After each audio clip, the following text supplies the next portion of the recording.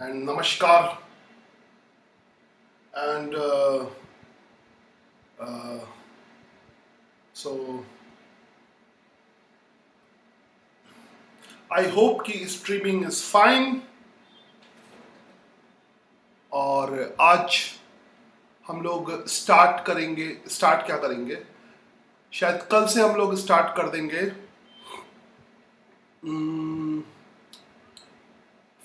Next chapter. तो आज हम और प्रैक्टिस करेंगे प्रोजेक्टाइल मोशन पे। हमने बहुत क्वेश्चन प्रोजेक्टाइल मोशन पे प्रैक्टिस किए हैं, हर टाइप के क्वेश्चन प्रैक्टिस किए हैं और वेक्टर रेजोल्यूशन पे स्पेशल प्रैक्टिस किया है जो 5th चैप्टर में यूज़ होगा। आज का दिन प्रोजेक्टाइल मोशन की थोड़ी सी और प्रैक्टिस में जाएगा और आई थिंक सब बच्चों ने कल के टेस्ट के बारे में तैयारी कर ली होगी। कल के टेस्ट में मतलब जितने भी हैं स्ट्रेट लाइन मोशन के, प्रोजेक्टाइल मोशन के, सबके क्वेश्चंस होंगे, हर टाइप के क्वेश्चन होंगे। इवन मैंने ट्रू एंड फॉल्स के भी क्वेश्चन है और कल के टेस्ट में सिर्फ आंसर लिखना होगा और कुछ जैसे रूल्स बता दिए कि कैमरा ऑन करना होगा तभी तुम लाइव टेस्ट दे सकते हो। ठीक है, एक तरह से बहुत अच्छी प्रैक्टिस होगी क्योंकि ऑनलाइन टेस्ट भी करीब करीब वैसे ही होता है, उसमें पर्सन नहीं होता है, बस कैमरा ऑन रहता है, उस कैमरे पे तुम्हें प्रैक्टिस करनी पड़ती है। ठीक है, तो कैलकुलेटर तुम घर पे यूज़ कर सकते हो, कैलकुलेटर्स अगर यूज़ करना है तो कैलकुलेटर यूज़ कर सकते हो, है ना। और करीब करीब वैसे ही प्रैक्टिस होगी जैसे हम लोग प्रैक्टिस सेशंस करते रहते हैं। तो आज फिलहाल प्रोजेक्टाइल पे थोड़ी सी और प्रैक्टिस करते हैं और एक तरह से डेली ही टेस्ट जैसा तो कुछ हो ही रहा है। डेली मैं इतने क्वेश्चन पूछता हूँ तो टेस्ट कोई मतलब कोई डराने वाली चीज़ या कुछ ऐसा नहीं होगा। बस एक बार पता लग जाएगा कि किसको कितना आता है और उसके अकॉर्डिंग फिर आगे के टेस्ट की प्लानिंग करेंगे। दोनों का साथ में हो रहा है इसलिए बहुत डिफिकल्ट नहीं होगा, बहुत इजी टेस्ट होगा, है ना। मतलब इजी भी, बहुत इजी भी नहीं होगा, मॉडरेट लेवल का टेस्ट होगा। ठीक है, तो तुमने शुरू से आखिरी तक जो वीडियोस अगर ध्यान से देखे होंगे तो टेस्ट में ऐसी कोई दिक्कत नहीं आने वाली, आई थिंक। हाँ, आई थिंक टेस्ट में ऐसी कोई दिक्कत नहीं आने वाली है। और आज तो मेरी प्लानिंग है, पहले तो मैं वो जो कल जो ग्राफिकल क्वेश्चन थे उसका एक सेट और प्रैक्टिस कर लेते हैं, एक सेट, तो देखते हैं वो तुम्हें कितना आ गया और उसके बाद कुछ अलग टाइप के क्वेश्चन प्रैक्टिस करेंगे। ठीक है, प्रोजेक्टाइल में काफ़ी प्रैक्टिस हम कर चुके हैं और थोड़ी सी और प्रैक्टिस करेंगे। ग्राफ ऑफ प्रोजेक्टाइल में एक सेट और ले लेते हैं। तो गेट रेडी, आंसर देने के लिए तैयार हो जाओ और अभी तुम्हारे कंप्यूटर स्क्रीन पे क्वेश्चन आने वाले हैं,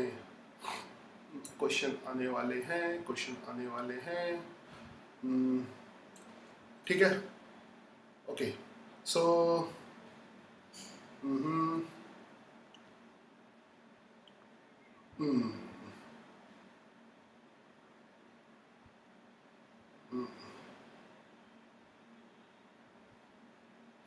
okay, let's start.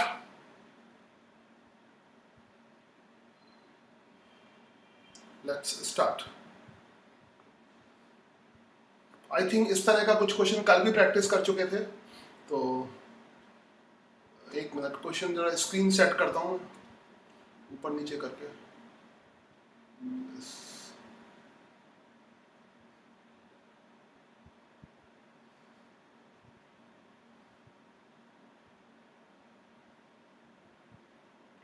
Cannon ball is fired, cannon मतलब तोप होता है, कैनन बॉल। मुझे याद आता है एक बहुत इंटरेस्टिंग चीज़ याद आती है। जब मैं 11th क्लास में पढ़ता था और पहली बार इस तरह से कैनन इंग्लिश में आया था। कैनन मुझे हम लोग हिंदी मीडियम से थे तो हिंदी मीडियम में क्या था, एक वर्ड आया था तोप, तोप वर्ड आया था, तोप। तो कहीं पे ट्रांसलेशन वगैरह करना होगा तोप का, तो मुझे नहीं पता था कि तोप को अंग्रेजी में क्या कहते हैं, है ना। कैनन कहते हैं ये उस समय नहीं पता था, तो तोप को मैंने लिखा था गन फादर, है ना। तो इट इज गन फादर, तोप इज गन फादर। तो cannon ball you can say the gun father. खैर, a cannon ball is fired to the left and towards from the edge of the cliff at angle 30 degree with the horizontal at t is equal to 0. We can ignore air resistance हर जगह, question बड़े प्यारे से है. Which graph best describe the cannonball's horizontal acceleration? सिर्फ horizontal acceleration के बारे में बताना है. कौन सा ग्राफ सही है? पहला वाला सही है, A सही है, या B सही है, या C सही है, या D सही है? कौन सा आंसर सही है? डी सही है, देखते जाओ. हॉरिजॉन्टल एक्सेलरेशन के बारे में कौन सा ग्राफ सही है? या सी सही है, या बी सही है, या डी सही है? आई होप कि सारे बच्चे कमेंट इसमें पार्टिसिपेट करेंगे, सारे बच्चे कमेंट करेंगे, सारे बच्चे सोच समझ के कमेंट करेंगे. हॉरिजॉन्टल एक्सेलरेशन 0 होता है, याद रखेंगे, पुराने डिस्क्रिप्शन याद रखो. हॉरिजॉन्टल एक्सेलरेशन 0 होता है, 0 होता है. तो सारे यस, मैं सभी लोगों के साथ हूं. सब लोगों ने डी बोला है तो मैं भी बोलता हूं डी. सबने बोला डी, मैंने भी बोला डी, परफेक्ट. और डी बोला, और कंप्यूटर जी ने भी बोला डी. चेक. कंप्यूटर ने बोला गुड वर्क, यानी the answer is correct. Computer ji ने बोला करेक्ट. तो computer ji, next question. A cannonball is fired. Next question भी उसी situation. A cannonball is fired upward and to the right edge of cliff at angle 20 degree with the horizontal. We can ignore air resistance. वही question है. Which graph best represent vertical velocity? Vertical velocity को graph कौन सा best represent करता है? पहला वाला. देखो कैसे फायर कर रहा है, एंगल पे ऐसे फायर कर रहा है, एंगल पे फायर कर रहा है. ध्यान रखना, एंगल पे फायर कर रहा है. तो तुमने जो पढ़ा उसको लगाना, एंगल पे फायर कर रहा है. तो पहला ग्राफ सही है, ए वाला सही है, या बी वाला सही है, या सी वाला सही है? एक तरह से ये भी तुम्हारा टेस्ट ही चल रहा है. हम रोज ही टेस्ट दे रहे हैं, ठीक है, रोज ही टेस्ट दे रहे हैं, रोज ही टेस्ट हो रहा है. बस मार्क्स नहीं दे रहा हूं, कल मैं मार्क्स दूंगा, बस ये टेस्ट तो रोज ही हो रहा है. तो डी वाला सही है, डी वाला सही है, सी वाला सही है, कि बी वाला सही है, कि ए वाला सही है? Second question. ए वाला सही है, कि बी वाला सही है, कि सी वाला सही है, कि डी वाला सही है? ठीक है.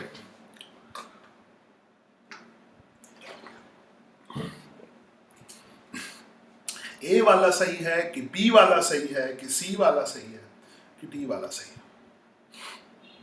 डी वाला सही है. ओके.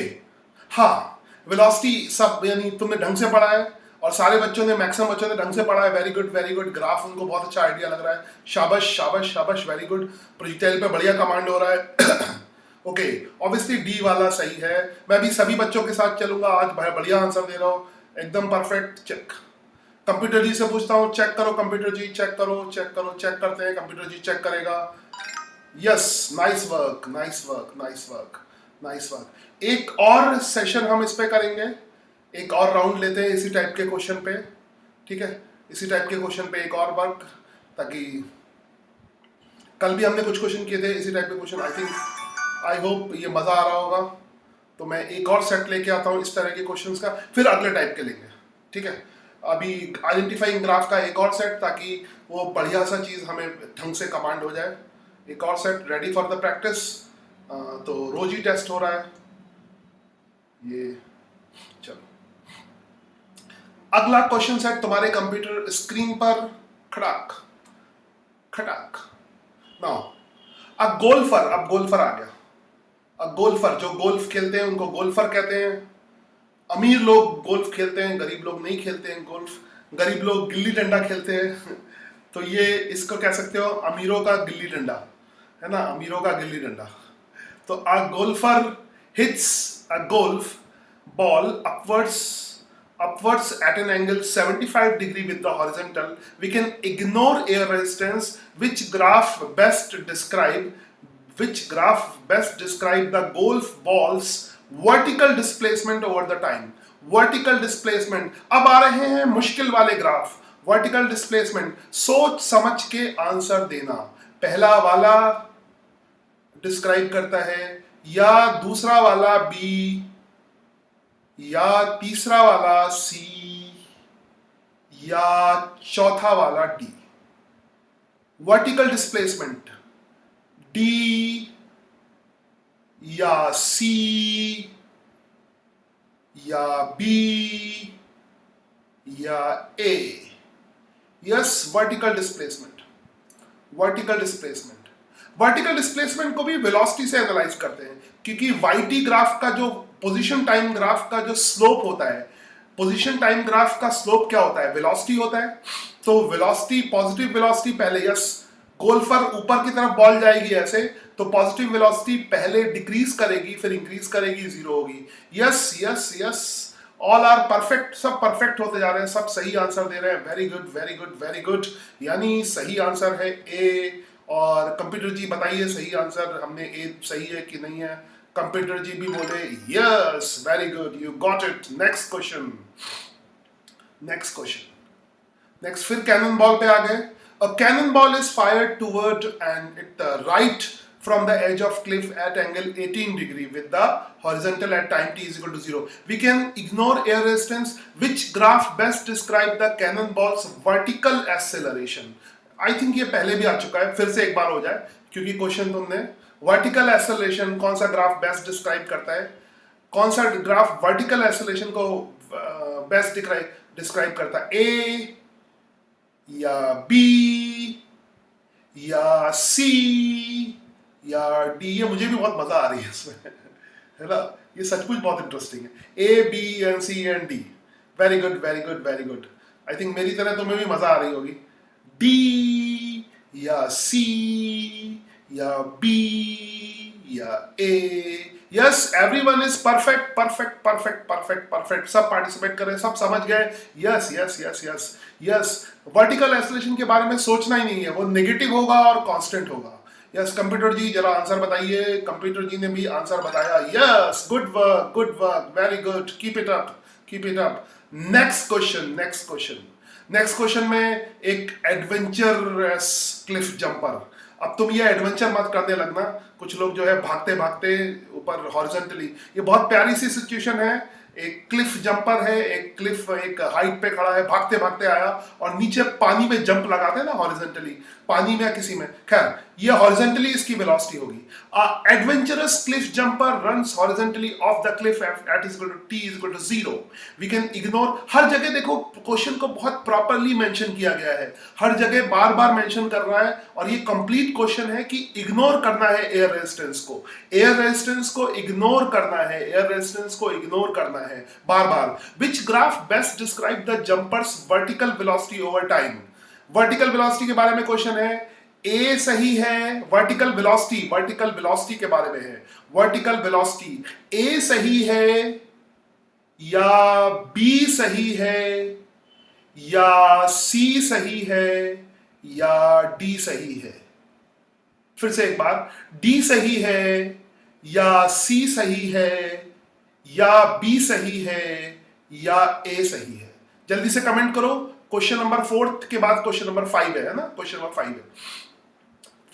5 का सी सही है, 5 का सी सही है। सी मैक्सिमम लोगों के आंसर आ रहा है, देखता तुम अपने अपने आंसर लगाओ, दूसरों के मत देखना।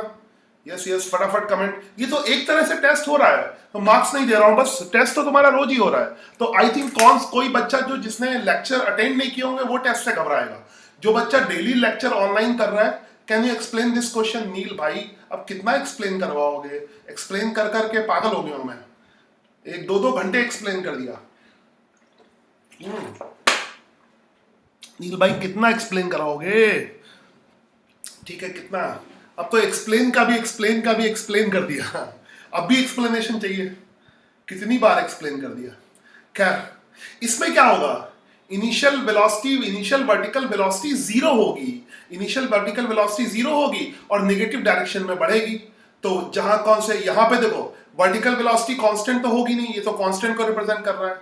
वर्टिकल वेलोसिटी इसमें पॉजिटिव है और पॉजिटिव कम हो रही है, नहीं है, बिल्कुल नहीं है।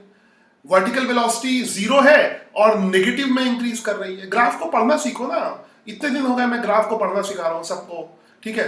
तो ज्यादातर बच्चों का सही है, और नील भाई मैंने एक्सप्लेन कर दिया है, अब थोड़ा सा दिमाग लगा लो। फिफ्थ क्वेश्चन का आंसर सी सही है, थोड़ा खुद भी दिमाग चलाओ, है ना, खुद भी दिमाग चलाओ, हाँ थोड़ा सा, बहुत ज्यादा एक्सप्लेन कर चुका हूँ मैं, ठीक है। अब इसको दो घंटे इसको मैंने 2 टर्न पे एक्सप्लेन किया है, आई थिंक 2 घंटे तो मैंने पूरे ग्राफ एक्सप्लेन किए हैं, ठीक है। हालांकि ये बहुत अच्छा है, बहुत ज्यादा अच्छा है, बहुत अच्छा है, मतलब सुपर चीज है प्रोजेक्टाइल मोशन में, क्योंकि इसमें सब कुछ है, सब कुछ है, सारी चीजें हैं प्रोजेक्टाइल मोशन के बारे में, ठीक है। तो इतना अच्छा था। खैर सब लोगों ने करीब करीब सही आंसर दिया है। कंप्यूटर से पूछते हैं क्या आंसर, चेक करो क्या आंसर सही है। कंप्यूटर जी बताइए आंसर सही है कि गलत है, चेक करवाओ। यस, कंप्यूटर जी ने कहा यस, एकदम good work, keep going. Okay, next question, और इसका लास्ट क्वेश्चन है, लास्ट क्वेश्चन है ग्राफ पे, फिर मैं अलग टाइप के क्वेश्चन लूंगा। एन एडवेंचरस, उसी सिचुएशन पे क्लिफ जंपर है, runs horizontally of a cliff at time t is equal to 0. We can ignore the air resistance. Which graph is best? The cliff jumper vertical displacement over the time. Vertical displacement over the time. YT graph कौन सा सही होगा, सोच समझ के answer देना। A6 question, A सही होगा या B सही होगा या C सही होगा या D सही होगा? D सही होगा या C सही होगा या B सही होगा या A सही होगा? जल्दी से कमेंट करो, जल्दी से कमेंट करो, जल्दी से कमेंट करो, जल्दी से कमेंट करो। 6 क्वेश्चन का जल्दी से फटाफट कमेंट करो, फटाफट कमेंट करो, फटाफट कमेंट करो, कमेंट करो, मजा आएगी। तो vertical displacement, yes, vertical displacement initial vertical velocity 0 है। तो वाईटी ग्राफ का मैं एक्सप्लेन, वैसे मैं नील भाई मैं एक्सप्लेन करते चल रहा हूं, तुम्हें वो बेसिक कंसेप्ट याद होने चाहिए। वाईटी ग्राफ का जो स्लोप है वो वर्टिकल वेलोसिटी को रिप्रेजेंट करेगा। तो वाईटी ग्राफ में इनिशियल टेंजेंट का स्लोप 0 होना चाहिए, फिर स्लोप नीचे की तरफ होना चाहिए, और नीचे की तरफ एंगल बढ़ना चाहिए, है ना, नीचे की तरफ एंगल बढ़ना चाहिए। और सब समझ गए, यस ए सही होगा, ए सही होगा, बी सब, बाकी सब गलत होंगे। तो पूछते हैं कंप्यूटर जी से, कंप्यूटर जी बताइए कौन सा सही होगा। कंप्यूटर जी बताते हैं यस, गुड वर्क। तो आई थिंक इस पे अब मैंने, आई थिंक ये करीब करीब सब बच्चों को परफेक्शन से आ गया है ये टॉपिक। तो इस टॉपिक पे मैं अब टेस्ट का वो ये खत्म करता हूँ, क्विज खत्म करता हूँ, अगले टॉपिक पे क्विज लेता हूँ। प्रोजेक्टाइल मैंने बहुत पढ़ा दिया तुम लोगों को, उतना सफिशिएंट है, मोर देन सफिशिएंट है। अभी एक इंक्लाइन प्लेन पे प्रोजेक्टाइल रह गया, उसको मैं प्रॉब्लम के फॉर्म में ले लूंगा। वैसे प्रोजेक्टाइल मोशन में बेसिक कंसेप्ट यही है, प्रोजेक्टाइल मोशन एक लाइन में कोई भी प्रोजेक्टाइल मोशन हो, horizontal acceleration 0, vertical acceleration g downward में, बस उसके अकॉर्डिंग सब चेंज करते जाओ, ठीक है, उसके अकॉर्डिंग सब होगा। बेसिक आता होगा तुम कोई भी फॉर्मूला बना लोगे, कोई भी फॉर्मूला बना लोगे, कुछ भी कर लोगे, ठीक है। ओके, बेसिक आता होगा कोई भी फॉर्मूला। तो अब मैं कुछ अलग से क्वेश्चन लेता हूं। Okay,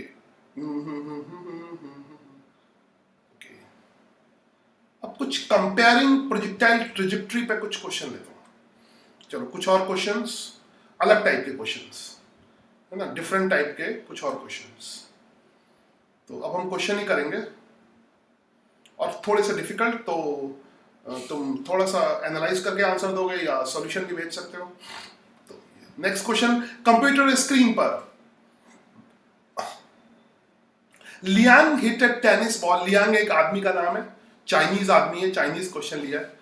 Liang hits a tennis ball, I think Liang आदमी का नाम है, तुम्हें पसंद नहीं है तो कोई भी रख लो, कोई भी नाम चलेगा, राम लखन रख लो, कुछ भी चलेगा।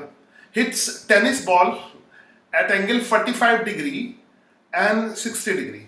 तो 45 डिग्री लियांग ने पहले टेनिस बॉल को, मतलब नाम अच्छा लग रहा है Liang, it's a very good name, है ना। Tennis ball making 45 degree and 60 degree with the horizontal with the same total speed। इनकी टोटल स्पीड सेम है, यानी ये वाली जो स्पीड है, क्वेश्चन को एक्सप्लेन करते चलो, पेन उठा लूं, इनकी टोटल स्पीड सेम है। Just pen, yes I got the pen. इसकी जो टोटल स्पीड है, इसकी भी टोटल स्पीड पता नहीं कितनी है, बट जो भी टोटल स्पीड है वो सेम है। इसकी वेलोसिटी v है और इसकी भी वेलोसिटी v है दोनों केस में, ठीक है। तो टोटल एक को 45 डिग्री पे फेंका, अच्छा पहले ही बता दिया, एक को 45 पे, एक को 60 पे। Which launch angle caused the ball travel further horizontal before hitting the ground? Which launch angle, मतलब किस एंगल पे ज्यादा दूर जाएगा, किस एंगल पे ज्यादा दूर जाएगा, किस एंगल पे ज्यादा दूर जाएगा? पहला सेम डिस्टेंस, बी 45 डिग्री वाला, C and D. Comment fast, comment fast. Yes, बड़े समझदार लोग हैं। यस, 45 डिग्री पे मैक्सिमम रेंज होती है अगर वेलोसिटी सेम हो। याद रखो, अगर वेलोसिटी डिफरेंट है तब तुम्हें निकालना पड़ेगा। ये तभी तुम कह सकते हो जब दोनों केस में वेलोसिटी सेम है। अगर किसी क्वेश्चन में वेलोसिटी अलग दे दी तब एकदम से आंसर मत लगाना। तो फिलहाल यहाँ पे वेलोसिटी सेम दे रखी है, जी तो दोनों में सेम होता है, तो सभी के साथ मैं भी जाऊंगा। 45 डिग्री पर रेंज मैक्सिमम होती है, परफेक्ट आंसर और सभी का सही answer. Very good, very good, very good, very good, very good. Computer ji जरा आंसर चेक करके बताइए। Yes, great work. Next question. Okay, next question. ये अजीब अजीब से तुम्हें नाम पसंद नहीं है, तो ये नाम मुझे बहुत अच्छे लगते हैं ना, इसीलिए ये मैं लेता हूँ। Aqua, aqua kicked. किसी बच्चे का तुम्हारा नाम हो अकुआ, अकुआ आंसर दो। Aqua kicked a ball on a level, it is a person. Aqua kicked a ball on a level surface at 30 degree and 45 degree with the same total speed. ये बार बार ध्यान रखना, question में same total speed given है कि नहीं है। अगर ये नहीं होगी तो आंसर बदल जाएगा। तो टोटल स्पीड बी है दोनों में, ठीक है। विद और किसी को भी एक्सप्लेन करवाना तो बोल देना फिर टोटल, क्योंकि पहले एक्सप्लेन कर चुका क्विज में पहले ही। अच्छा, पहले ही आंसर आ गए। 30 degree and 45 degree with the same total speed as shown in figure. Which launch angle cause the ball travel further horizontal before hitting the ground? Further horizontal, yes, इसका भी बी ही होगा। एक तरफ हो या दूसरी तरफ हो, इससे कोई फर्क नहीं पड़ता। 45 डिग्री पे रेंज मैक्सिमम होगी। ये तो सिमिलर क्वेश्चन हो गया, बहुत इजी क्वेश्चन हो रहा है, बहुत इजी क्वेश्चन है। चलो, इसमें भी ज्यादा दिमाग नहीं लगाना। यस यस, चेक, यानी ओके। Next question. जेन, नया। Jen kicked the ball at 45 degree at and 30 degree with the same total speed. बार बार ये चीज होनी चाहिए, क्योंकि डायरेक्ट रिजल्ट तभी वैलिड है जब सेम टोटल स्पीड है। अगर सेम टोटल स्पीड नहीं है फिर तुम्हें कैलकुलेशन करनी पड़ेगी। अच्छा क्वेश्चन हो जाएगा। Which launch angle cause the ball to be the air in longest time? अब की रेंज नहीं बतानी है, टाइम ऑफ फ्लाइट बताना है। लॉन्गेस्ट टाइम में किस एंगल पे होगा? Not enough information. 9th question. Times are the same 45 degree पे, 30 डिग्री पे। Comment fast. अभी इस बार डिफरेंट कमेंट आ रहे हैं। अभी कोई कुछ बोल रहा है, कोई कुछ बोल रहा है।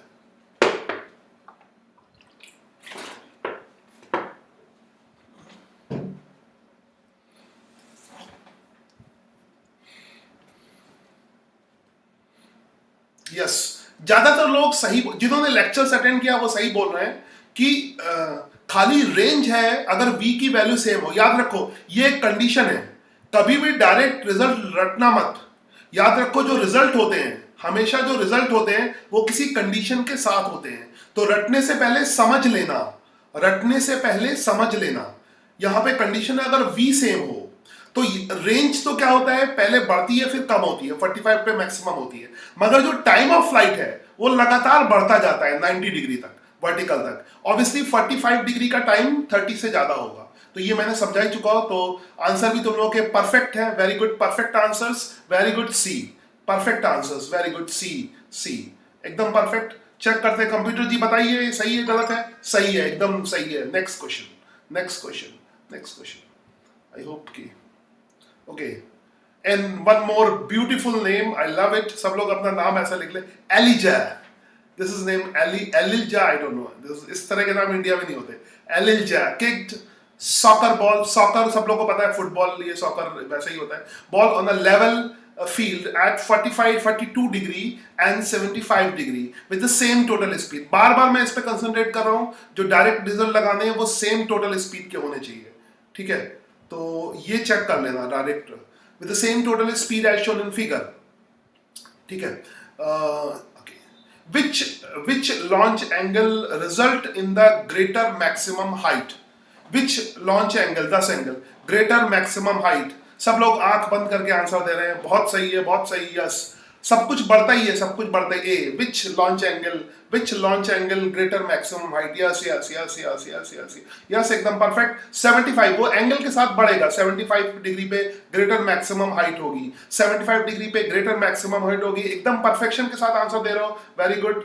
बेसिक्स तुम्हारे तैयार है, वेरी गुड, बेसिक्स परफेक्ट हो, उसके बाद तो सब कुछ हो सकता है। चेक करते हैं कंप्यूटर जी, आंसर बताइए, एकदम सही आंसर है। और इस तरह से ये क्विज पूरी हो गई, ये क्विज पूरी हो गई।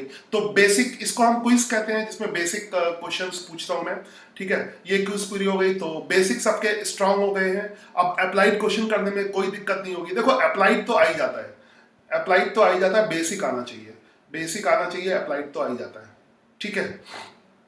ओके, तो प्रोजेक्टाइल मोशन के comparing projectile angle launch projectile angle launch projectile vector, ये हो गया comparing projectile solving kinematic horizontal projectile, 2D projectile vector comparison multiple. Okay, I think एक सेट और कोई लेते हैं, एंगल लॉन्च प्रोजेक्टाइल का कुछ लेते हैं। तो इसका मतलब बस प्रोजेक्टाइल खत्म ही है, फिनिश।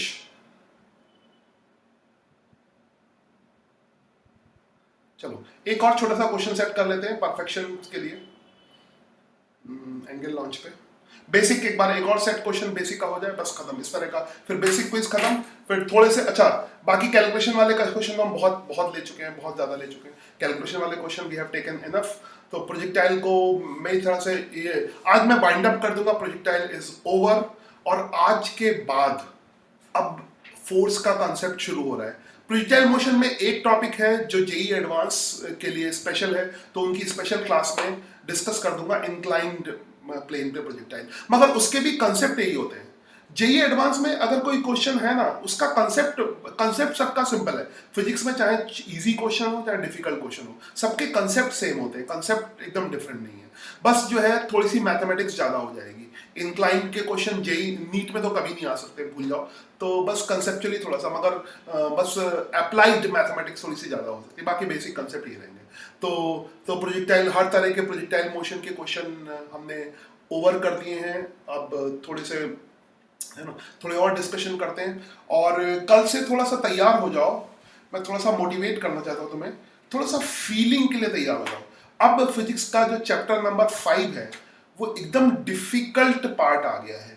अब यहाँ पर जो डिफिकल्टी है वो मैथमेटिकल नहीं है।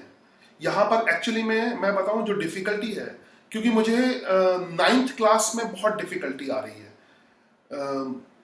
छोटी छोटी चीज़ों को फील कराने में। एक्चुअली में डिफिकल्टी क्यों है, जो 6th 7th 8th में जो फिजिक्स थी वो प्रैक्टिकली बच्चों को सिखानी चाहिए थी। तो टीचर ने वहाँ पर बहुत, मतलब टीचर हमारे यहाँ इंडिया में जो टीचर होते हैं या हमारे जहाँ का जो एजुकेशन सिस्टम होता है वो प्रैक्टिकली उस चीज़ों को बताता नहीं है, तो बच्चों में फीलिंग डेवलप नहीं हो पाती उस चीज लिए। जैसे न्यूटन थर्ड लॉ बहुत सिंपल है, मगर उसको लेके फीलिंग डेवलप नहीं हो पाती, छोटे छोटे हम एक्शन नहीं करते हैं, ठीक है। तो चैप्टर 5 में मैथमेटिकली कुछ बहुत एडवांस नहीं है। चैप्टर 4 तक मैथमेटिकली थोड़ा सा डिफिकल्ट है, मगर चैप्टर 5 मैथमेटिकली बहुत इजी हो जाएगा, ध्यान रखना। चैप्टर 5 में मैथमेटिकली बिल्कुल भी डिफिकल्ट नहीं होगा। Oh sorry Nikki Sharma, sorry for that.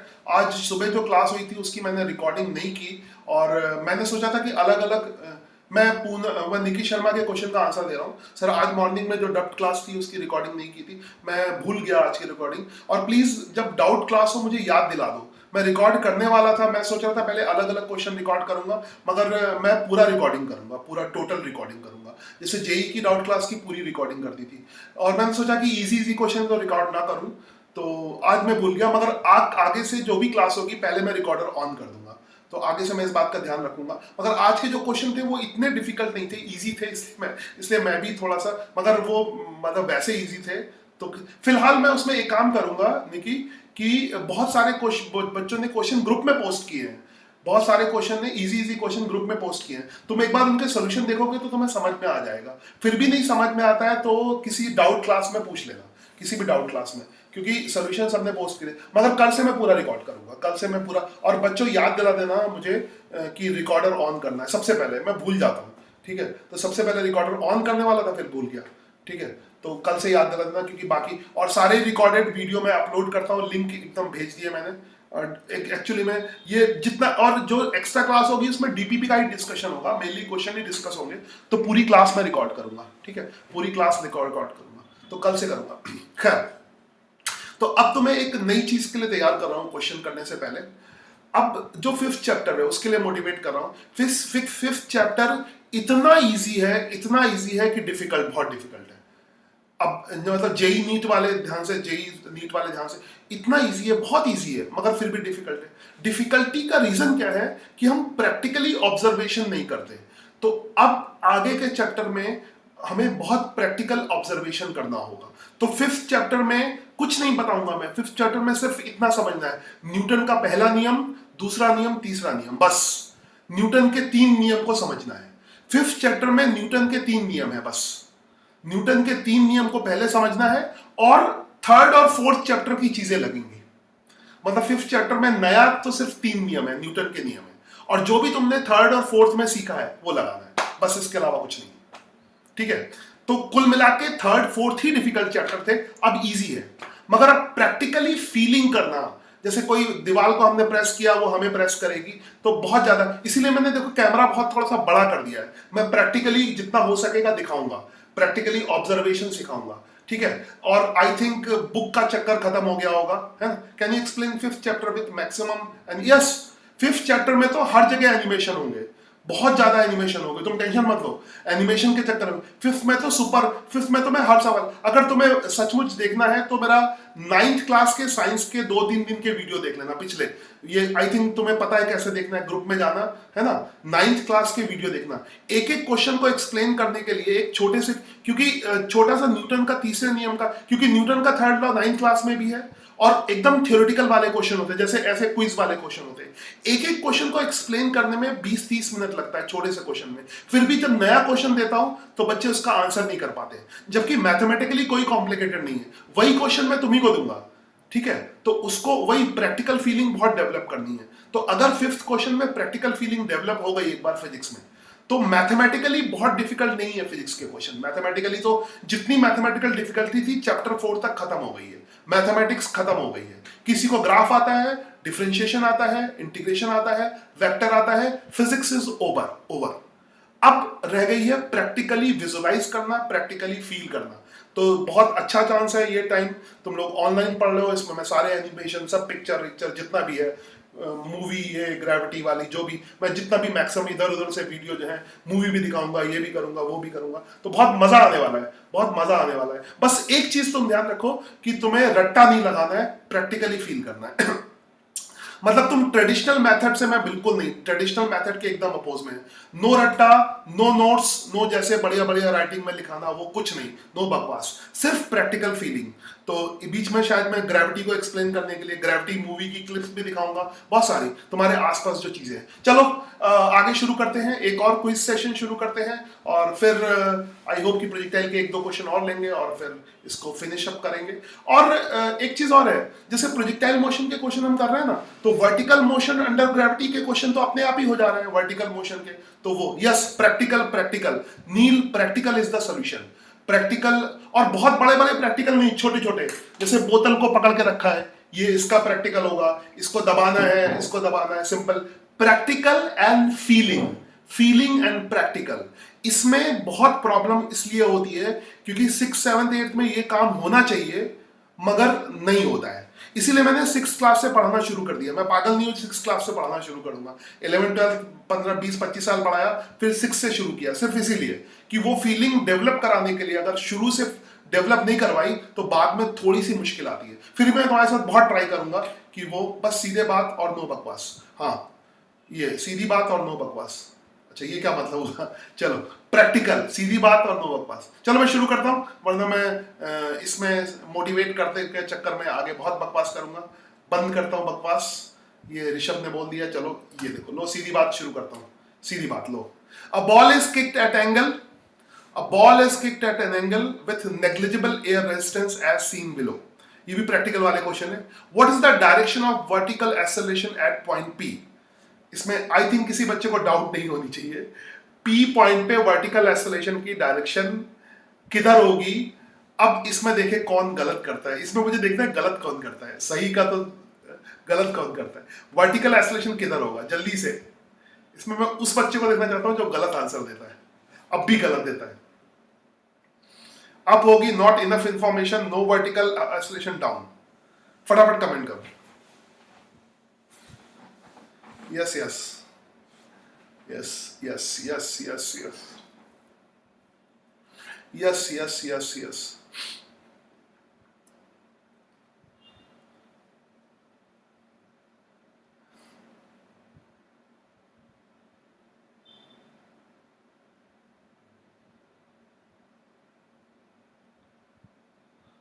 Yes down.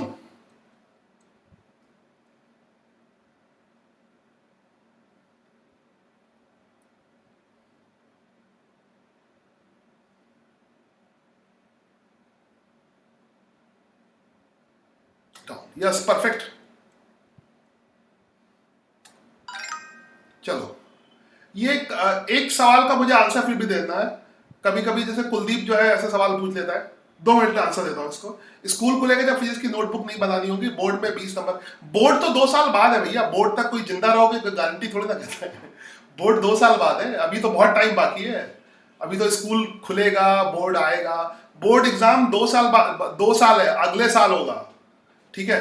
तो उसकी टेंशन मत लो। और नोटबुक बनाने में, एक नोटबुक जो बोर्ड में जो नोटबुक होती है और जिसके 20 नंबर मिलते हैं कुलदीप, उसको बनाने में मुश्किल से मुश्किल पूरा लिखने में 5 घंटे लगेंगे। 5 घंटे लगेंगे जितना लिखने वो दिखाने में।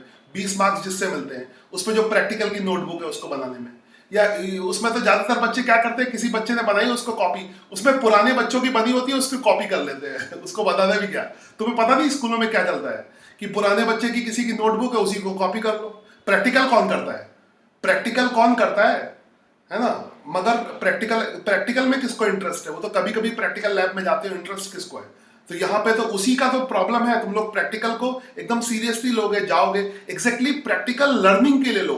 प्रैक्टिकल खाली लोग मतलब स्कूलों में प्रैक्टिकल के मार्क्स के लिए करते हैं, प्रैक्टिकल में मार्क्स मिल जाए, भले ही प्रैक्टिकल ना करें, भले ही प्रैक्टिकल उन्हें कुछ भी ना आता हो, देता हो तो सिंपल पेंडुलम का ऐसे स्विंग करना भी नहीं आता होगा, मगर प्रैक्टिकल में बस तो उसका तरीके होते हैं, दूसरे का डेटा नोट करके, रीडिंग नोट करके, वाइवा पे वो लोग मार्क्स देते हैं कि वाइवा पे अच्छा हो, इस तरह से।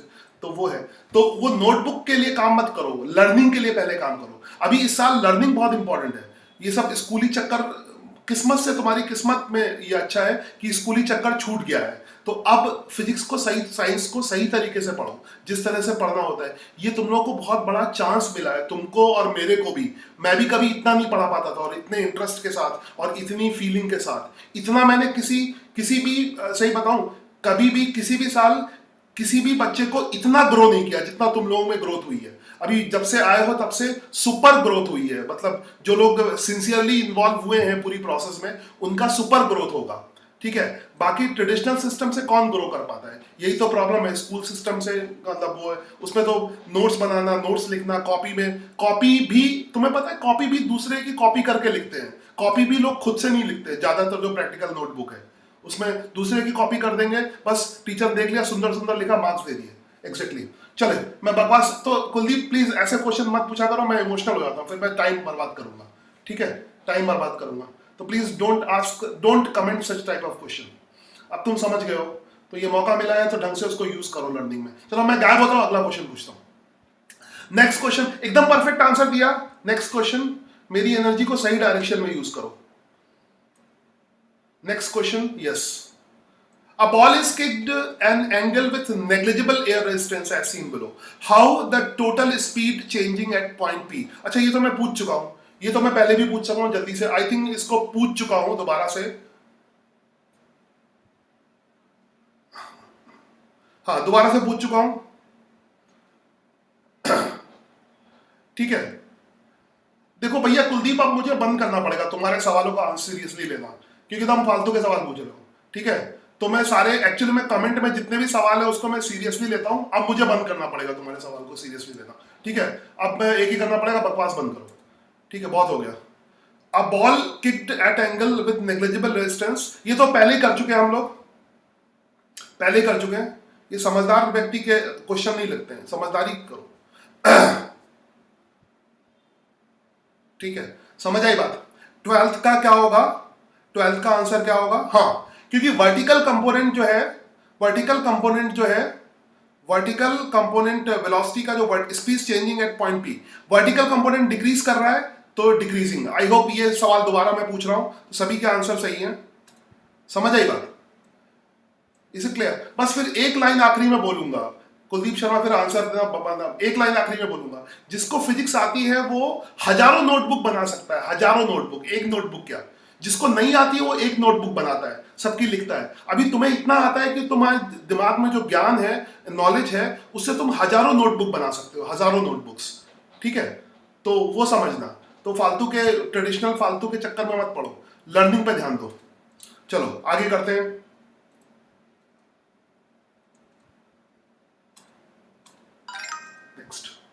नेक्स्ट क्वेश्चन करते हैं। तो आई होप कि नेक्स्ट चैप्टर तक तुम लोग जो है प्रॉपरली एकदम ढंग के लर्नर बन जाओगे। A particle is thrown at angle with negligible resistance, what is the direction of vertical acceleration at point P? अच्छा ये भी मैं पूछ चुका हूं, जल्दी से इसको, ये सब तो रिपीट हो रहे हैं क्वेश्चन, तो but speed not changing, velocity is changing. अरे यार फिर कृष का सवाल आ गया।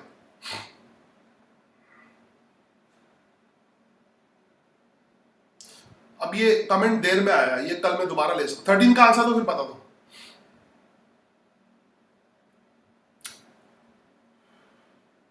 कृष के सवाल का आंसर देता हूं, ध्यान से देखना। स्पीड नॉट चेंजिंग मैंने कब बोला भाई? स्पीड नॉट चेंजिंग मैंने कभी नहीं बोला। मैंने ये कभी नहीं बोला कि प्रोजेक्टाइल मोशन में स्पीड चेंज नहीं होती है। मेरे किसी भी स्टेटमेंट में तुम देख लो, मैंने प्रोजेक्टाइल मोशन में कभी नहीं कहा कि स्पीड चेंज नहीं होती है। तो मिक्स मत करो, स्पीड चेंज होती है। यहां से यहां तक वेलोसिटी का आई थिंक अब समझ में आ गया हो तो मिटा दिया है। मिटा दिया कि नहीं मिटा दिया?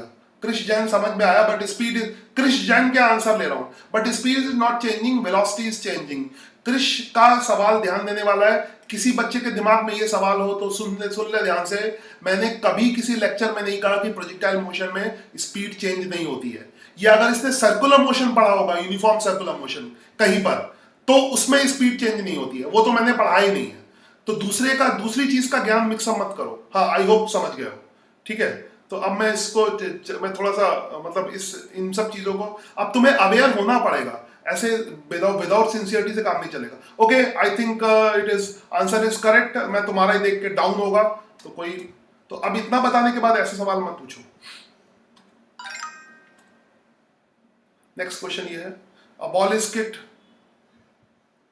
How the total speed changing at point P? हाँ, अब क्रिश जैन का सवाल ही आ गया। क्रिश जैन ने जो पूछा था ना, क्रिश जैन, आई होप, हाँ क्रिश जैन, नाम मुझे याद नहीं रहते, बार बार देख के बोलना पड़ता। हाँ क्रिश का सवाल फिर से आ गया, क्रिश का सवाल ही आ गया बाई चांस।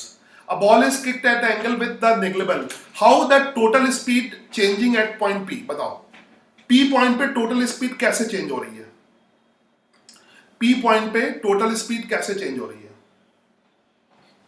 पी पॉइंट पे टोटल स्पीड इंक्रीज कर रही है, डिक्रीज कर रही है? अच्छा क्वेश्चन आ गया, फटाफट आंसर दो।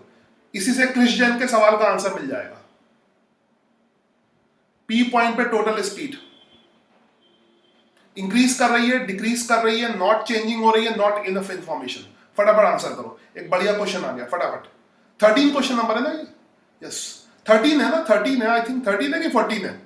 अच्छा 14 है, हाँ 14 है। 14 का सोच समझ के आंसर दो, बहुत सोच समझ के आंसर दो।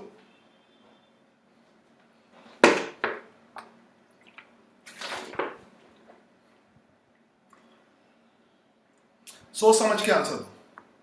14 आ गया एक सवाल मजेदार।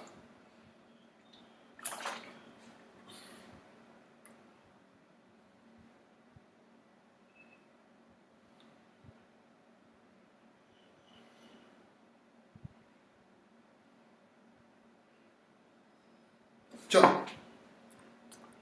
ध्यान से देखो, इस सवाल को मैं समझाता हूं फिर आंसर देना। फिर से आंसर जिसका समझ में आ जाए अपने कमेंट चेंज कर देना। यस सर, पी पॉइंट पर देखो, इस पूरे प्रोजेक्टाइल में हॉरिजॉन्टल वेलोसिटी कांस्टेंट होगी। पूरे प्रोजेक्टाइल में हॉरिजॉन्टल वेलोसिटी कांस्टेंट होगी, हर जगह हॉरिजॉन्टल वेलोसिटी कांस्टेंट होगी। स्पीड क्या होता है? स्पीड का मतलब होता है magnitude of net velocity. Speed जैसे अगर कहीं पे वेलोसिटी तुमने फाइंड की है V X I cap plus V Y J cap, जैसे वी फाइंड की है, कहीं पर वी फाइंड किया है तो वी फाइंड किया है V X I cap plus V Y J cap, V X I cap V Y J cap.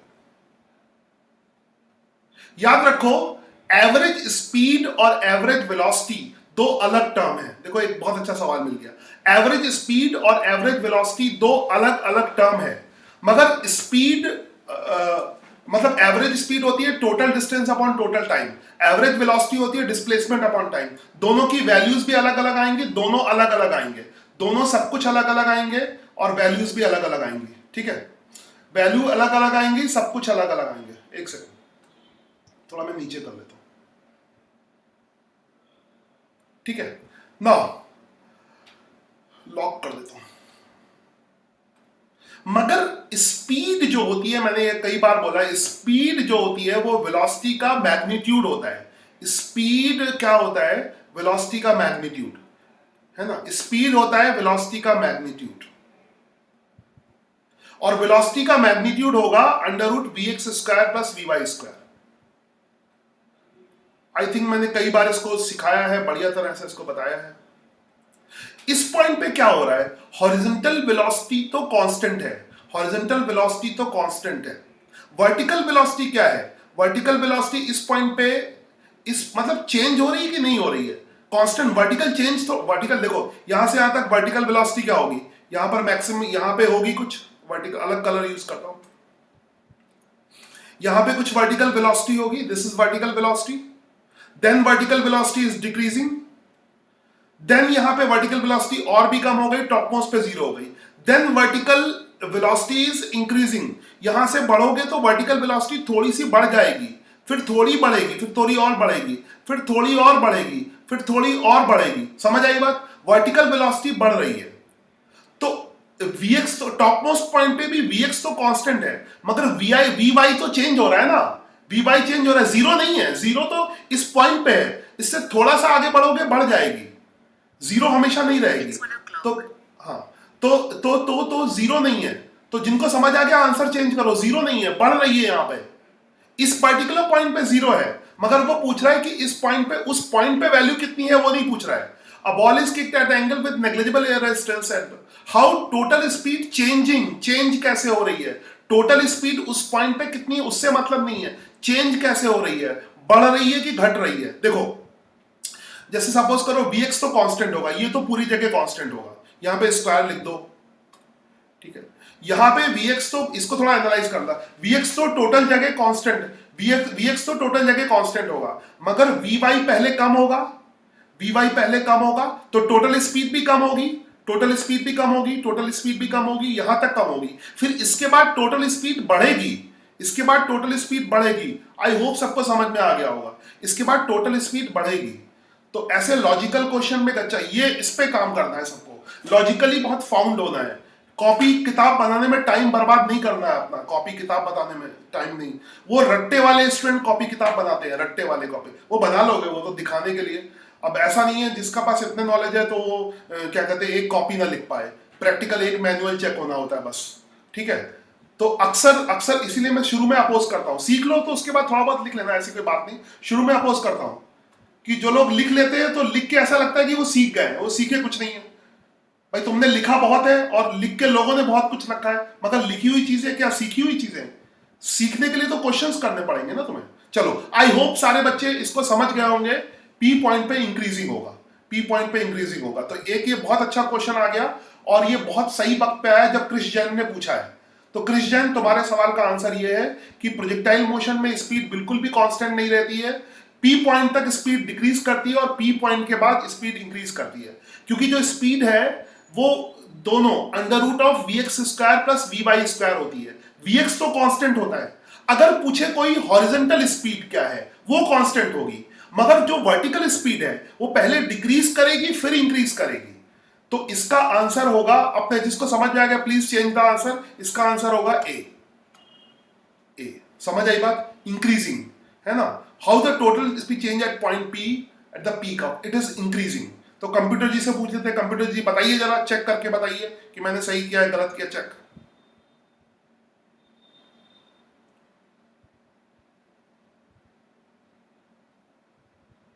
Increasing ही होगा, एक सेकेंड।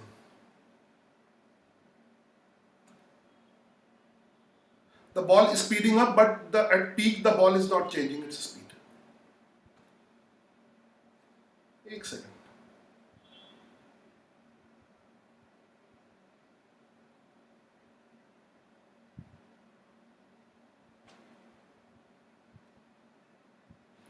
पी पॉइंट पे इंक्रीज तो कर रही, कांस्टेंट तो नहीं है।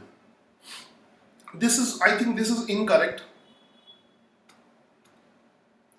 पी पॉइंट के जस्ट बाद जस्ट एग्जैक्टली पी पॉइंट पे बात करेंगे, क्योंकि इंक्रीज के लिए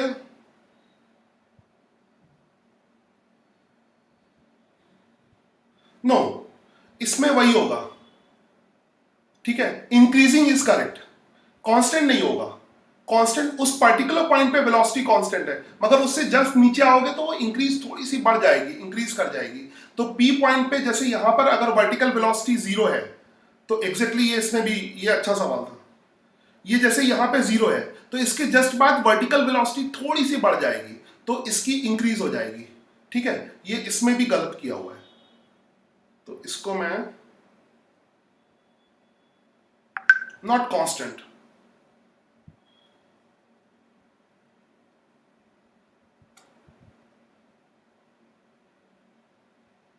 नॉट चेंजिंग नहीं होगा, नॉट चेंजिंग नहीं होगा, मगर I hope it is not changing नहीं होगा, क्योंकि पी पॉइंट पे ये गड़बड़ है। पी पॉइंट पे जो वेलोसिटी, मैं भी कंप्यूटर से ले रहा हूं, वी वेलोसिटी यहां पर कांस्टेंट है, मगर इस पर्टिकुलर पॉइंट पे कांस्टेंट है ना। उसके बाद तो जैसे यहां पे 0 होगी तो इसके बाद वर्टिकल वेलोसिटी, जैसे सपोज करो यहां पे कुछ वेलोसिटी हुई है ना, उस पर्टिकुलर पॉइंट पे स्पीड की वैल्यू, जैसे मैं तुम्हें बताता हूं, एक मिनट एक्सप्लेन करता हूं इसको। I hope this is not, this is correct, incorrect कहीं भी हो सकता है। देखो यहां पे है, अगर मैं वर्टिकल वेलोसिटी की बात करूं,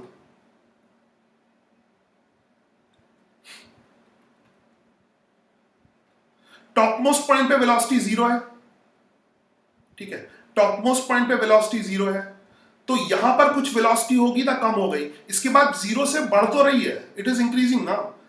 ये यहां पे ये थोड़ी जस्ट सेकंड, इसके जस्ट सेकंड बाद, इसके थोड़ी देर पहले कम होगी, थोड़ी देर बाद बढ़ जाएगी, थोड़ी देर पहले कम होगी, तो ये यहां पर सपोज करो यहां पे 1 मीटर पर सेकंड होगी ऊपर की तरफ, मान लो यहां पे 10 होगी, यहां पे 1 मीटर पर सेकंड होगी, टॉप मोस्ट पे 0 होगी, फिर यहां से नीचे की तरफ बढ़ेगी ना इस पॉइंट पे, एग्जैक्टली इस पॉइंट से आगे आएंगे तो इस पॉइंट पे चेंज हो रही है ना, इस पॉइंट पे कांस्टेंट थोड़ी ना है, ये लगातार कांस्टेंट होगी तब कांस्टेंट कहेंगे इस पॉइंट पे, ठीक है। तो आंसर वही होगा, आई थिंक मेरे हिसाब से वही आंसर है कि changing, it is increasing, 0 point पे increasing, exactly top most point पे इसकी वेलोसिटी, जो हॉरिजॉन्टल वेलोसिटी है टॉप मोस्ट पॉइंट पे, एग्जैक्टली टॉप मोस्ट पॉइंट पे तो velocity, horizontal velocity top most point पे एग्जैक्टली फिक्स है टॉप मोस्ट पॉइंट पे, मगर टॉप मोस्ट पॉइंट से नीचे आ रही तो चेंज हो रही है। तो बेसिकली जैसे कि अगर कोई चीज हो, अगर यहां पे वैल्यू 0 है, यहां पे वैल्यू 1 है, यहां पे वैल्यू 2 है, तो ये चेंज हो रही है, कांस्टेंट है, ये वैल्यू चेंज हो रही है यहां पे कि कांस्टेंट है? आई थिंक ये चेंज हो रही है भाई, कोई वैल्यू अगर चेंज हो रही है तो ये चेंज हो रही है, तो चेंज हो रही है, that is the answer, final answer, ठीक है। चेंज तब नहीं हो रही है कि इस, जैसे इस वाले मूवमेंट पे 0 है, इस वाले मूवमेंट पे 0 है, फिर अगले मूवमेंट पे ये हो गया, उसके अगले मूवमेंट पे 2 हो गया, उसके, तो दिस इज चेंजिंग ना, दिस इज चेंजिंग। तो यहां पे क्या बोलेंगे, यहां पे कांस्टेंट थोड़ी ना बोलेंगे इस मूवमेंट पे, इस मूवमेंट पे भी थोड़ी सी बदल रही है, 0 है तो इसको चेंजिंग स्पीड कहेंगे, ठीक है। फिलहाल मैं I will go with changing and this is, I will finish it. तो everywhere it can be incorrect, तो इसको भी कंफ्यूजन है, तो the correct answer is A. इसमें हालांकि सॉफ्टवेयर में इनकरेक्ट दिया, but correct answer is A, ठीक है। Don't go with it. तो इसलिए हर जगह एक्चुअली में, इसीलिए ना, एक चीज ध्यान से समझ लो, इसीलिए मेरी तरह बनो, इसीलिए कोई भी बुक में फॉलो नहीं कर पाता, कोई भी। खाली सेल्फ एनालिसिस, जब तक तुम्हारा सेल्फ एनालिसिस नहीं कहता कि ये गलत है या सही है, लॉजिकली जब तक तुम्हें नहीं लगता, तब तक किसी किताब में, जैसे मैं अगर कोई भी चीज है, अगर हर किताब में वो चीज लिखी है, ये किताब ये चीज जो है ऐसे है, ठीक है, सही है, मुझे जब तक सही नहीं लगती तब तक वो गलत है। ये सिंपल सा कंसेप्ट है, ठीक है। और बस उसको लॉजिकली एक्सप्लेन करो। तो कोई वैल्यू अगर 0 है और उसके बाद फिर बदल रही है, तो हम कहेंगे ना उस पॉइंट पे वो चेंज हो रही है। उस पॉइंट पे तो कोई भी वैल्यू चेंज होगी तो उस पॉइंट पे थोड़ी ना चेंज होगी, है ना। जैसे अगर इस पॉइंट पे देखा, यहां से देखो, ये कंफ्यूजन, जैसे यहां पे ये डायग्राम देखो, जैसे ये वैल्यू है, अब ये वैल्यू 1 इस पॉइंट पे है ना, आगे तो चेंज होगी, इस पॉइंट पे कोई वैल्यू थोड़ी ना चेंज होगी। चेंज तो ऐसे ही होता है ना, 0 1 2 3 4, तो इसके आगे थोड़ा बढ़ोगे तब चेंज होगी ना, इस पॉइंट पे कैसे चेंज हो जाएगी। तो चेंज होती है तो चेंज तो आगे उस पर्टिकुलर पॉइंट पे तो हर चीज कांस्टेंट है, और उस पर्टिकुलर पॉइंट पे हर जगह वेलोसिटी कांस्टेंट है। अगर ऐसे तुम एनालाइज करोगे, मैं फिर से क्वेश्चन मान लेता हूं, ऐसे अगर बात करोगे, इसको मैं थोड़ा और एक्सप्लेन कर देता हूं। जैसे मान लो ये प्रोजेक्टाइल है, ऐसे तो यहां भी कांस्टेंट है, क्योंकि यहां भी फिक्स वैल्यू होगी, इस पॉइंट पे भी फिक्स वैल्यू होगी, इस अगले पॉइंट पे भी फिक्स वैल्यू होगी, अगले पॉइंट पे भी फिक्स वैल्यू होगी। थोड़ा सा आगे बढ़ोगे तब चेंज हो रही है ना। Yes, it is increasing, perfect answer is increasing, ठीक है। Yes, it is increasing. I hope कि मैंने प्रॉपर्ली एक्सप्लेन कर दिया। तो अब मैंने प्रोजेक्टाइल के सारे सवाल कर दिए, तो इंक्रीजिंग आंसर है, कोई चेंज मत करना, कांस्टेंट मत लिखना।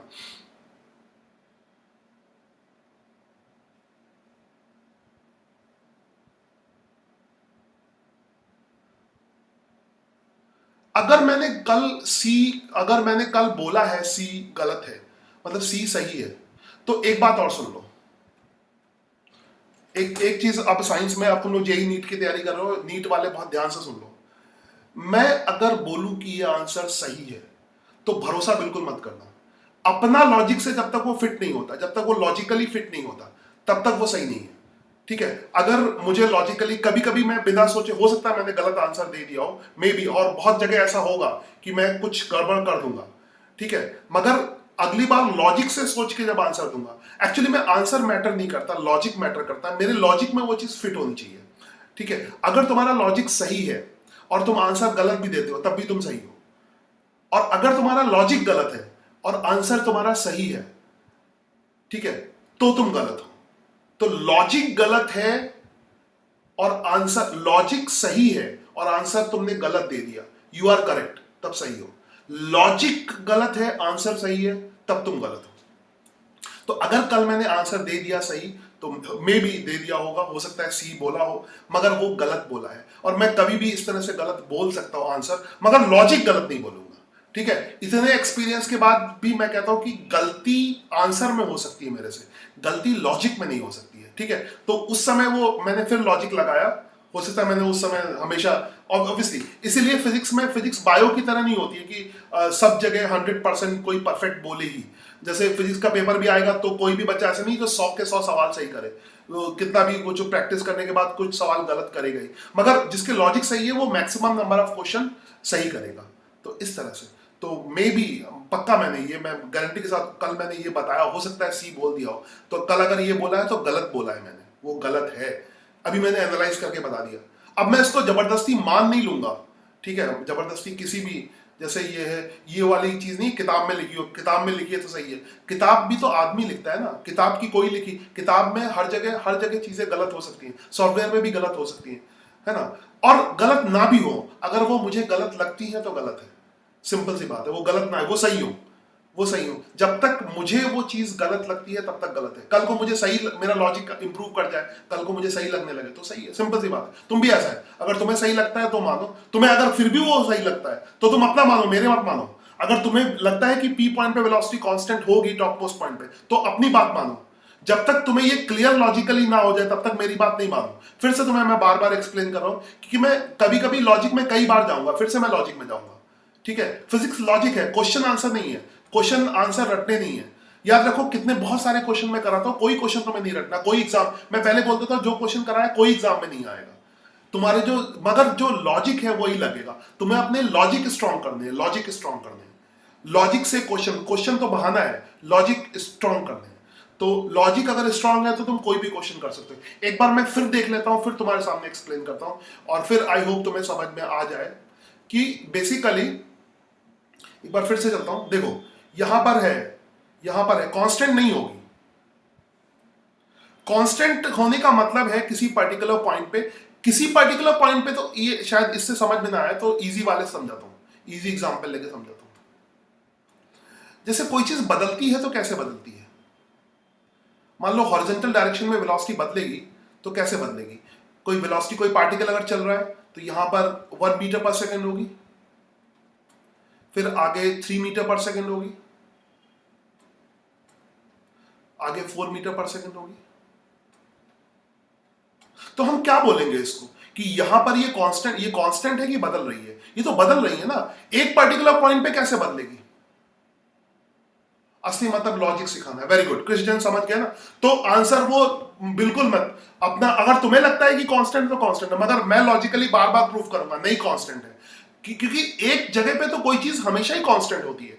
जैसे टॉप मोस्ट पॉइंट पे तो वेलोसिटी इस पॉइंट पे कांस्टेंट है ना, फिर आगे तो बढ़ जा रही है, वो तो उस पॉइंट पे कांस्टेंट, उस पॉइंट पे तो उस पॉइंट पे अगर वो चीज तो चेंज हो रही है तब भी कांस्टेंट रहेगी। अच्छा सॉरी, एक सेकंड, उस पॉइंट पे वो चीज सॉरी फिर से बताता हूं। तो जैसे मैंने फिर से समझाता हूं, 1 3 जैसे कोई चीज अगर बदलेगी, वेलोसिटी बदलेगी, 1 3 4 ऐसे हो रही है, 1 3 4 ऐसे हो रही है, तो अगर तुम इस पॉइंट पे बात करोगे तो 3 तो किसी भी केस में यहां पे 3 रहेगी, एक पर्टिकुलर पॉइंट पे चेंज नहीं होती। ठीक है, इसके जस्ट आगे थोड़ा सा बदल जाए, बदलने का मतलब 3 के जस्ट बाद होगी, इस पॉइंट के जस्ट बाद 3.001 होगी। ठीक है, इस तरह प्रोजेक्टाइल मोशन में मैं रफली बता रहा हूं, तो टॉप मोस्ट पॉइंट पे वेलोसिटी की वैल्यू फिक्स है, एक वैल्यू फिक्स है, मगर आगे तो वो तो यहां पे फिक्स है, इसके जस्ट बाद वो चेंज हो जा रही है, इसके जस्ट बाद वो इंक्रीज कर जा रही है, तो हम कहेंगे इस पॉइंट पे इंक्रीज कर रही है, इसको इस पॉइंट पे इंक्रीज कर रही है, इस पॉइंट पे कांस्टेंट होने का मतलब है इसके बगल भी कांस्टेंट हो, इसके इधर भी कांस्टेंट हो। तो आई होप यू अंडरस्टैंड, है ना, सब बच्चे समझ गए होंगे, है ना। तो आंसर चेंजिंग होगा, कांस्टेंट नहीं होगा। कल मैंने अगर ऐसा बोला था वो गलत बोला था, ठीक है, लॉजिकली गलत लगाना। अच्छा, नॉट विजिबल, अब तो आ गया, नॉट विजिबल, ओके। चलो, आई होप यू अंडरस्टैंड। और इसके साथ ही प्रोजेक्टाइल मोशन का पूरा ओवर हो गया। टेस्ट में कल कैमरा ऑन करना है सबको, कल कैमरा सबको ऑन करना है, ठीक है। और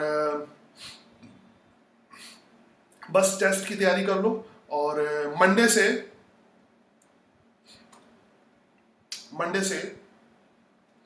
5th चैप्टर शुरू।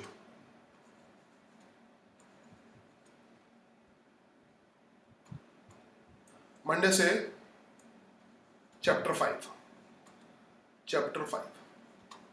और पूरी तरह से प्रैक्टिकल, ये चैप्टर पूरा प्रैक्टिकल है, तो इसीलिए मैं और तुम्हें लॉजिक स्ट्रॉन्ग करने की बात कर रहा हूं।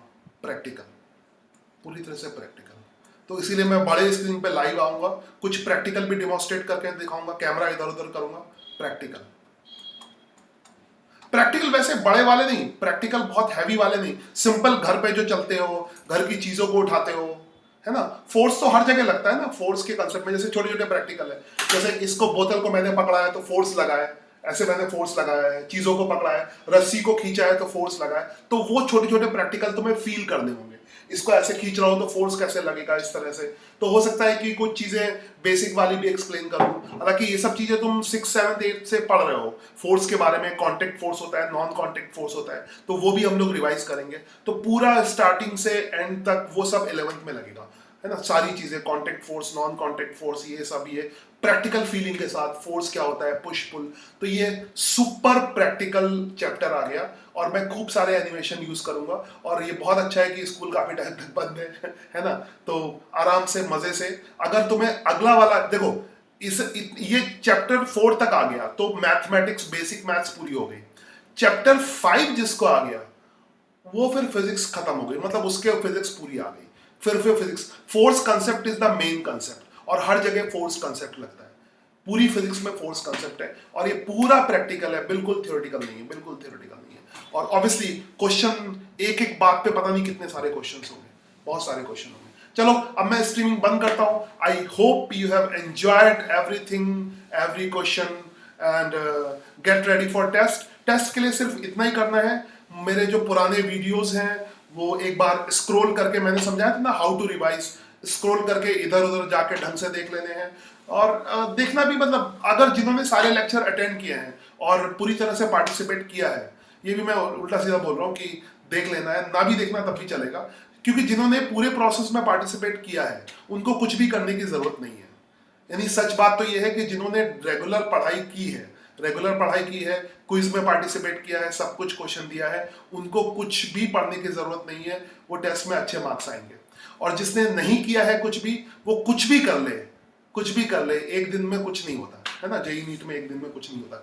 वो स्कूल वाला एक दिन में हो जाता है कि कुछ क्वेश्चन मास्टर ने बता दिए, ये रट के आ जाना, किताब से गाइड से रट के आ, ये 10 क्वेश्चन नहीं करते तुम एग्जाम के टाइम, ये 10 क्वेश्चन इंपॉर्टेंट बता दो। फोन आते हैं, सर इंपॉर्टेंट क्वेश्चन बताओ, मेरे को फोन मत करना कोई, सर कोई भी स्कूल का एग्जाम हो, कोई बच्चा फोन नहीं करेगा सर इंपॉर्टेंट क्वेश्चन, मैं गाली दूंगा उसको, ठीक है। कोई बच्चा ये इंपॉर्टेंट के लिए फोन नहीं करेगा, मुझे इससे नफरत है एकदम। तुम चीटर, मतलब जो बच्चा मेरे से पूरा पढ़ा है, जिसने पूरा समझा है, तो वो कोई भी क्वेश्चन कर सकता है, कोई भी क्वेश्चन। उसको फिर ये जानने की जरूरत नहीं फोन करके सर इंपॉर्टेंट बता दो, किताब देता हूँ सर कौन कौन सा क्वेश्चन इंपॉर्टेंट है वो बता दो। तो वो आखिरी में अगर मतलब वो ऐसे थोड़ा सा डाइल्यूट करके बोल रहा है ना कि मुझे पेपर बता दो, मैं वही लिख लो जाके, तो चीटर्स हर जगह भरे पड़े हैं, बस चीटिंग थोड़ी सी डाइल्यूट कर देते हैं। मतलब एकदम से अगर वो बच्चा बोलेगा कि सर मुझे जो एग्जाम में पेपर आने वाला वो बता दो, ऐसे बोलना अच्छा नहीं लगेगा, तो कैसे बोलते हो तुम लोग, इंपॉर्टेंट बता दो, इंपॉर्टेंट बता दो। इंपॉर्टेंट का मतलब ये होता है ना एग्जाम में आने वाले क्वेश्चन बता दो, थोड़ा हिंट दे दो, इस तरह से। तो ये मेरे साथ कभी मत करना, ठीक है। तुम मेरे साथ, मैं तुम्हें ऐसा तैयार कर रहा हूं कि कहीं भी कोई भी क्वेश्चन हो तुम लगा लोगे। मतलब ऐसा नहीं 100% नहीं, 80, 90, 70, क्योंकि 100% तो कोई भी नहीं लगा सकता, मतलब मैं भी नहीं लगा सकता।